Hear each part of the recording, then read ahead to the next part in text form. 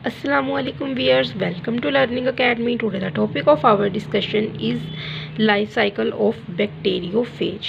ठीक है, तो अगर आपने स्ट्रक्चर ऑफ बैक्टीरियोफेज वाला लेक्चर नहीं देखा है और उसके अलावा वायरसेस की पूरी प्लेलिस्ट है और आप वहाँ पे जाके ये सारे जो टॉपिक है इनको देख सकते हैं। ठीक है, वायरस क्लास 11 के नाम से ये प्लेलिस्ट है, तो यू कैन सर्च हियर। तो अगर आपको बैक्टीरियोफेज का स्ट्रक्चर नहीं पता तो आप के लिए ये बहुत मुश्किल हो रहेगा, तो उस पर भी मैंने एक वीडियो बनाई है बट स्ट्रक्चर ऑफ बैक्टीरियोफेज, तो वो प्लेलिस्ट में आपको मिल जाएगी। प्लेलिस्ट क्या है? Virus class 11 biology. तो यहाँ से हम स्टार्ट करते हैं बैक्टीरियोफेज। बैक्टीरियोफेज वही वायरस होता है जो कि बैक्टीरिया को अफेक्ट करता है। इसको बैक्टीरिया ईटर भी कहते हैं और इसको फेज वायरस भी कहा जाता है। तो बैक्टीरियोफेज कहाँ रेप्लिकेट करता है? इनसाइड द बैक्टीरियल सेल, क्योंकि हमें पता है कि जो वायरस है ना, इसने सेल के अंदर ही रेप्लिकेट करना है। ये सेल के बाहर क्रिस्टलाइज हो जाता है, ये नॉन लिविंग हो जाता है। ठीक है ना, इसीलिए तो इसको इंटरमीडिएट रखा गया है नॉन लिविंग और नॉन लिविंग ऑर्गेनिजम्स के। तो क्या देखते हैं हम कि बैक्टीरियोफेज कहाँ रेप्लिकेट करेगा, अपनी कॉपी तैयार करेगा इनसाइड द बैक्टीरियल सेल। तो यहाँ पे एक क्वेश्चन है कि आउटसाइड कैसे इन्हीं कॉपी तैयार कर सकता है ना, कि जिस तरह कोई स्किन पे होते हैं ऑर्गेनिज्म जो स्किन के बाहर रह के भी रेप्लिकेट कर सकते हैं। ठीक है ना, वहाँ से ब्लड सक कर लेते हैं और वहाँ पे ज़िंदा भी रह सकते हैं, लेकिन ऐसा नहीं होगा क्योंकि जो वायरस है ये क्रिस्टलाइज कर लेता है, ये नॉन लिविंग बन जाता है आउटसाइड द सेल, क्योंकि इसने होस्ट की जो है वो मशीनरी को इस्तेमाल करना होता है, सेलुलर मशीनरी को इस्तेमाल करना होता है एनर्जी के लिए। इनका अपना कोई एनर्जी का प्रोसेस नहीं है, क्योंकि वायरस के अंदर साइटोप्लाज्म ही नहीं पाया रहता। साइटोप्लाज्म नहीं पाया रहता मतलब ग्लाइकोलाइसिस नहीं होगी। ग्लाइकोलाइसिस नहीं होगी तो क्या होगा? तो एनर्जी नहीं प्रोड्यूस होगी, अगले जो रिएक्शंस है वो नहीं होंगे, क्रब साइकिल नहीं चलेगा, तो जिसकी वजह से वायरस के अंदर ये कोई प्रोसेस नहीं पाया रहता। हाँ, ये बहुत चालाक हम कह सकते हैं, ये जाता है किसी भी सेल के अंदर, चाहे वो जो बैक्टीरियोफेज है वो जाएगा बैक्टीरियल सेल के अंदर और वहाँ पे जाके जो बैक्टीरियल सेल एनर्जी प्रोड्यूस करेगा ना, ये उसकी एनर्जी चुरा लेगा, मतलब कि ये वो एनर्जी अपनी रेप्लिकेशन में इस्तेमाल करेगा। तो बैक्टीरियोफेज की हम फेसिस की बात करते हैं। ठीक है ना, तो सबसे पहले क्या है? अटैचमेंट। अटैचमेंट का मतलब क्या है कि कोई भी ऑर्गेनिज्म है उसका किसी भी बॉडी के अंदर एंटर होने के लिए उस बॉडी के साथ अटैच होना तो ज़रूरी है ना, it's a common thing.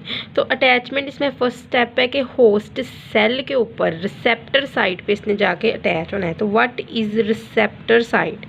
Receptor site are the protein site जो कि typically found on the surface of the cell. किसी सेल की जो सरफेस होती है, जो उसका ऊपर वाला सबस्ट्रेट होगा, जो उसकी सतह होगी, ठीक है ना, उसके ऊपर वो एक रिसेप्टर साइट पाई जाती है। ठीक है ना, रिसेप्टर का आपको वो भी पता है कि आपने रिसेप्टर के बारे में बहुत पढ़ा हुआ है। तो on the surface of cell, cell की सरफेस पे एक प्रोटीन की बनी हुई साइट पाई जाएगी जो कि कैपेबल होती है किस चीज़ के लिए? रिकॉग्नाइज करने के लिए और बाइंड करने के लिए एक स्पेसिफिक मॉलिक्यूल के साथ। मतलब कि वो किसी भी मॉलिक्यूल को रिकॉग्नाइज करती है, कहती है कि हाँ ये परफेक्ट है मेरे लिए, हाँ जी इसको ये मेरे साथ आके अटैच हो सकता है मॉलिक्यूल। ठीक है ना, तो वो कौन सी साइट होगी? वो रिसेप्टर साइट होगी। किस चीज़ से बनी होगी? प्रोटीन से मिलके बनी होगी। काम क्या है?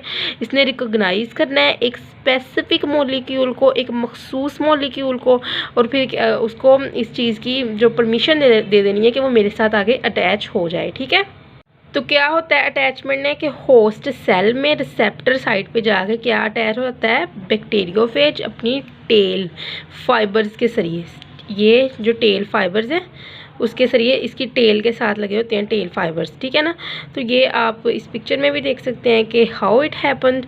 तो उसके बाद क्या होगा कि होस्ट के जो ये है ना, ये सेल, ठीक है ना, होस्ट सेल है, और जो ये ऊपर वाली सरफेस है ना, ये इसकी सबस्ट्रेट है।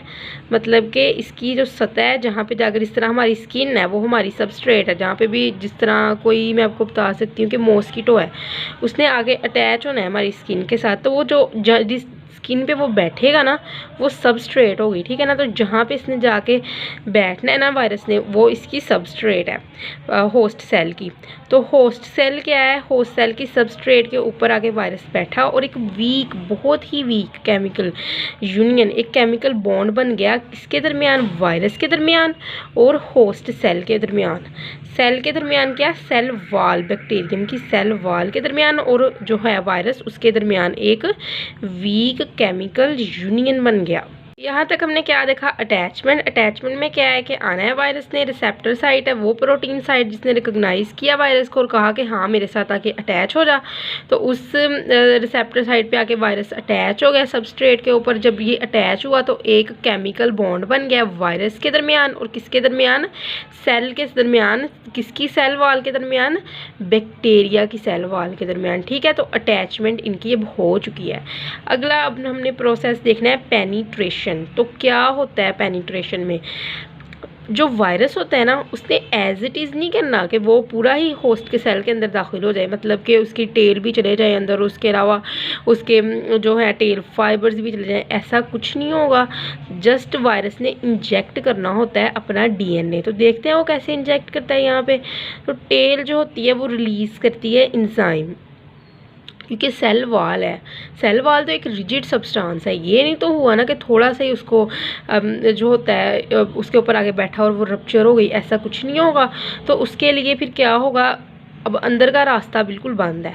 लेकिन जो वायरस है ये भी बहुत चालाक है, इसने क्या किया, इसकी जो टेल है ना, टेल ने रिलीज़ किए कुछ इंजाइम जिसको हम कहते हैं लाइसोजाइम इंजाइम। तो लाइसोजाइम इंजाइम ने क्या करा, उसने क्या तो लाइसोजाइम इंजाइम ने क्या किया, उसने किया कि उसने डिज़ोल्व कर लिया सेल वाल को, ठीक है ना। उसने डिज़ोल्व किया सेल वाल को और वहाँ पे एक होल सा क्रिएट हो गया, as you can see here कि ये सेल वाल थी, ठीक है। ये टेल फाइबर्स हैं जिनके ज़रिए ये अटैच हुआ हुआ है और ये है इसका जो हेड है, ठीक है। तो यहाँ पे आके ये अटैच हुआ था और एक केमिकल यूनियन बन गई, इसके दरमियान बहुत वीक बॉन्ड बन गया और यहाँ पे इसने इसको किया नीचे की तरफ रप्चर। और उसके बाद रप्चर करने के बाद जब ये थोड़ी सी जो बैक्टीरियल की वाल है, सेल वाल है, नीचे को बेंड हुई, तो ये बड़ी चालाक चीज़ है वायरस। इसने यहाँ पे क्या किया, इसने यहाँ पे लाइसोजाइम इंजाइम रिलीज़ किए और जो सेल वाल है बैक्टीरिया की वो डिज़ोल्व हो गई और यहाँ पे बन गया एक होल, ठीक है। और यहाँ से जब होल बन गया तो इसने जल्दी से अपना डीएनए जो है ना बैक्टीरियोफेज ने वो इंजेक्ट कर दिया। किस तरह, जो है टेल कोर उसको कॉन्ट्रैक्ट किया और उसके अलावा अपने टेल फाइबर्स को बहुत ज़ोर से कॉन्ट्रैक्ट किया और ऊपर से जो है अपने जो उसका हेड है उसके अंदर जो है उसका कैप्सिड कोट उसको कॉन्ट्रैक्ट किया और यहाँ से डीएनए इंजेक्ट हो गया होस्ट के सेल के अंदर। जैसे ही इसने होस्ट के सेल के अंदर इंजेक्ट कर जाना है ना, तो समझ लें कि अब सारा राज किसका है, वायरस का ही है। अब ये यहाँ पे आके तबाही फैला देगा। अब समझे कि एंट्री हो चुकी है डीएनए की, अब इसको एंट्री मिल चुकी है, अब इसको एक पास मिल गया है डिस्ट्रक्शन का। तो फाइनली यहाँ पे हम स्टार्ट करते हैं लिटिक साइकिल। तो लिटिक साइकिल के केस में क्या होता है कि वायरस ने इंटर एज इट इज़ ऐसे ही होना है, ठीक है ना। लिटिक और लाइसोजेनिक के जो केस है उनमें वायरस ने इंटर ऐसे ही होना है, लेकिन होता क्या है कि वायरस इंटर हो जाएगा। लिटिक साइकिल, लिटिक जो वर्ड है ना ये लाइसिस से बना है, ठीक है ना। तो इसका मतलब होता है टूटना, जैसे हम देखते हैं ग्लाइकोलिसिस, ठीक है, उसका मतलब भी होता है ग्लूकोज का टूटना। तो जो भी लिटिक जहाँ पे वर्ड होगा ये लाइसिस वर्ड से मिलके बना है और इसका मतलब होता है टूटना। तो लिटिक जो होती है साइकिल में, जो लिटिक फेज है ना, इसको हम वायरुलेंट फेज भी कहते हैं, ठीक है ना। तो जिस तरह क्वेश्चन आ सकता है व्हाट इज़ वायरुलेंट फेज, तो वहाँ पे क्या होगा, वहाँ पे आपने लिटिक साइकिल के बारे में लिख देना।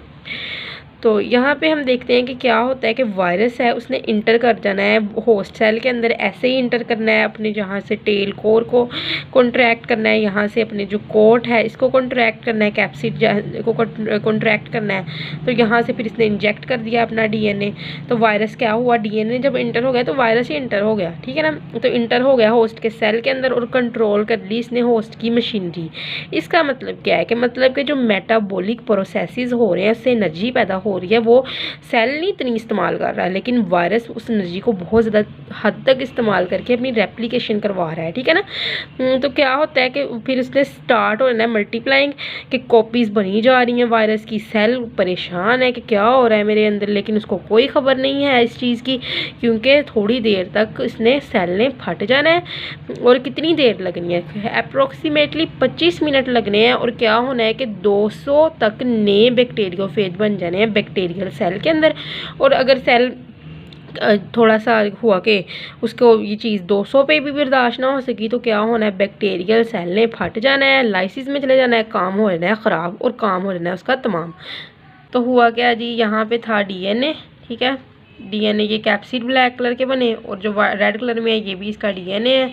ये कैप्सिड के अंदर चला गया डीएनए, इसने बना दिए फिर अपने टेल फाइबर्स। टेल फाइबर जब ये हुए ज़्यादा मल्टीप्लाई, तो ये फट गया सेल बैक्टीरिया का। अब ये बेचारा नीचे मासूम सा सेल बैठा हुआ है, लेकिन इसको नहीं पता कि अब इसकी भी बारी आने लगी है। यहाँ से वायरस हुआ रिलीज़, इस सेल के पास भी गया और इसने इसके अंदर इंजेक्ट कर दिया अपना DNA.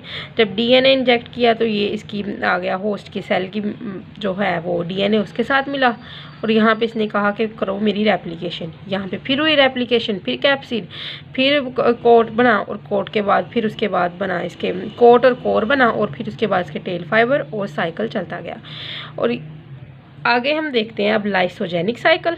Lysogenic cycle is the second cycle of bacteriophage. तो लाइसोजेनिक साइकिल में क्या होता है, इसके अंदर क्या होगा कि इसको हम टेम्परेट फेज भी कहते हैं। सेल फटेगा नहीं बिल्कुल भी, ये ज़रा क्या है, ये प्यार से मारने वाला साइकिल है, ठीक है ना।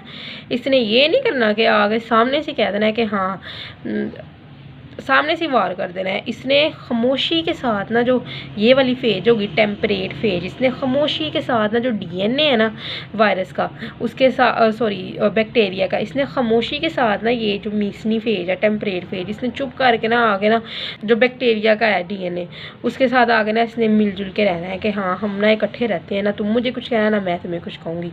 लेकिन ऐसा नहीं होगा, एंड पे इसने इसे धोखा देना है बैक्टीरिया को। इसने एंड पे फिर लिटिक साइकिल चला लेना है। तो क्या होता है कि वायरल डीएनए जो है वो होस्ट कौन सा है, बैक्टीरिया, ठीक है ना।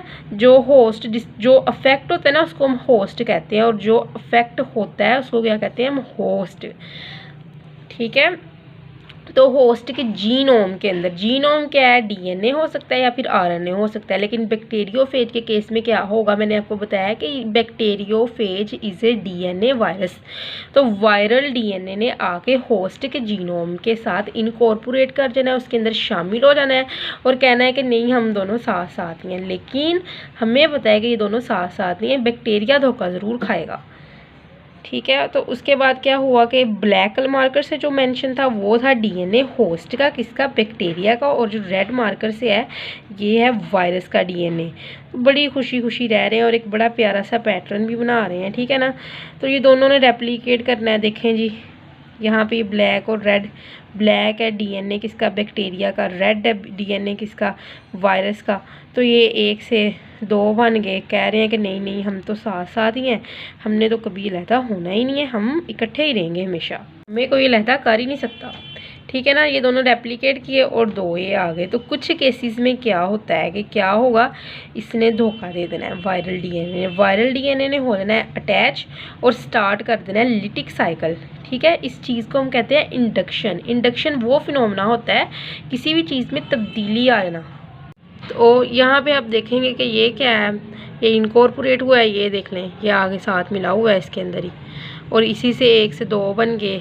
क्या हुआ, वायरल डीएनए और जो होस्ट का डीएनए है इकट्ठे रेप्लिकेट करते हैं, ठीक है। फिर ये अलहदा हुए हैं, फिर यहाँ पे हुए हैं। और कुछ केसेस में क्या होगा, यहाँ से यहाँ नहीं आई, ये यहाँ से यहाँ चले गया, फिर यहाँ और कैप्सिड बने और डीएनए रेप्लिकेट हुआ। यहाँ से इसके अंदर क्या हुआ, हेड और कोर बनी, कोर और कोट बना सॉरी, और यहाँ पे टेल फाइबर बने। टेल फाइबर से रेप्लिकेशन ज़्यादा से ज़्यादा हुई, बैक्टीरियल सेल बर्स्ट हुआ और यहाँ से फिर एनदर बैक्टीरियम को इन्फेक्ट कर दिया, ठीक है।